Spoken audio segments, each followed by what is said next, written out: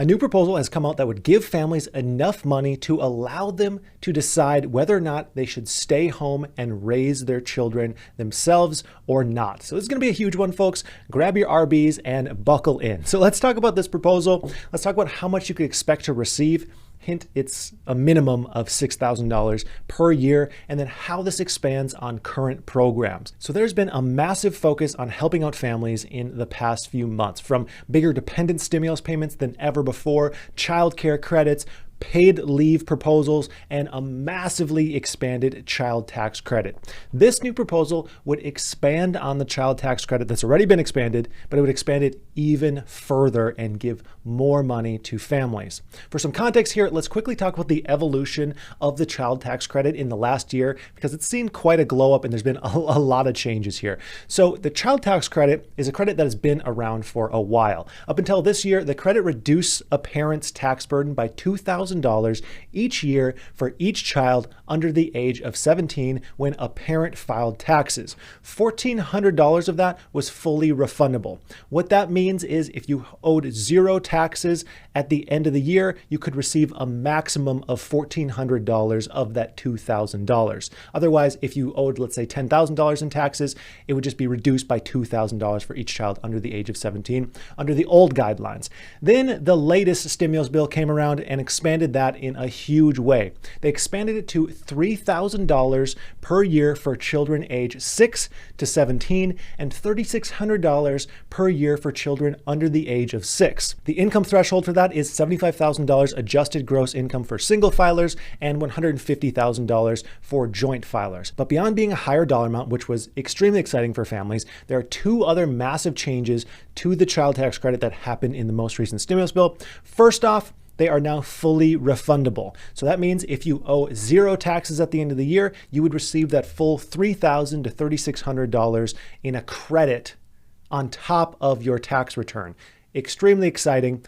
And then second, they have made this monthly payment. So instead of one lump sum at the end of the year, starting in July, you will get monthly payments of $250 to $300 per child per month. And they did this because they're kind of like, hey, a one lump sum payment at the end of the year, that's great and all, but bills are monthly. So if we can make this thing happen monthly, that would help out families in a huge way. And the IRS was like, you know what? I think we can do that, and that will happen. So for this year, the first 6 months of the year will be a lump sum payment on your 2021 tax return. But from July through the end of the year, you'll receive monthly payments from the IRS for having a child, which is pretty exciting if you have a child. I don't, but I'm excited for other people about this. And then after this, Biden came along with his infrastructure bill and is proposing to make that increased child tax credit permanent, because like I said, as of right now, it's just for the year of 2021, but they're trying to make that permanent. And then finally, now we have another proposal that goes one step further. So let's take a look at this new proposal from Senator Josh Hawley, who proposed the parent tax credit. Let's cover everything you need to know. So he says, although most American families believe children are better off when one parent stays home to care for them, current federal child care programs and policies force parents into the labor market and require children be enrolled in formal commercial child care. Senator Hawley's legislation creates a fully refundable tax credit of $6,000 for single parents and $12,000 for married parents with qualifying children. So existing federal child care programs and policies such as the Child and Dependent Care Credit actually require both parents to be in the labor force, in the labor market, to receive the benefits. And Josh Hawley feels that doesn't make total sense because certain parents may want to have one parent stay home, watch the kids while they're in a developmental age, and then maybe join the workforce later. He believes that they should at least have the option. And he says the greatest benefits under the current law is for the upper income earners. Now, I believe he's saying that because before 2021, remember that credit wasn't fully refundable. So in order to receive the full $2,000, which is what it used to be at, you would have to have a tax burden. That's the only thing I can think of as to why an upper income earner would actually receive more from this program.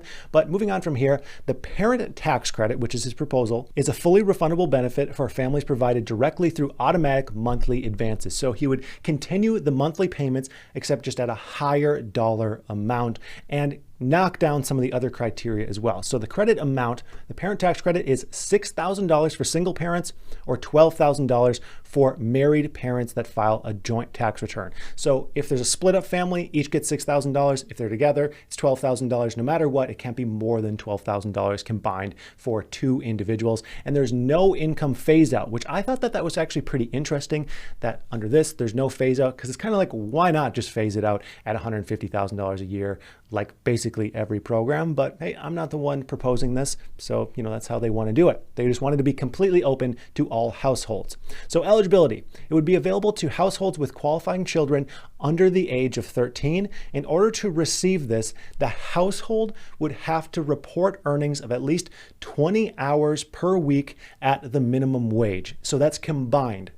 So if you're a single parent, you just have to report that you're earning at least $7,540 a year, which is just the minimum wage, times 20 hours a week, times the number of weeks in the year. And the same goes for married parents. So the big goal here was to not disallow anything if one parent decides to stay home and watch over the children. They're combining it and looking at the total labor for the household, not on the individual level, which is very interesting compared to what we have right now. And then, as I mentioned, these payments would be delivered monthly. So it'd be between $500 and $1,000 per month per household. And then finally, as I mentioned, the payments would be made on a monthly basis. So between $500 and $1,000 every single month for every household with an eligible child under the age of 13. Now, before we talk about whether this is feasible or not, make sure you check out the link in the description for Webull, where you can grab 2 completely free stocks. All you have to do is make a $100 deposit in your account. You don't even have to spend the $100. They'll send you 2 free stocks. Usually they're worth about $30 in total.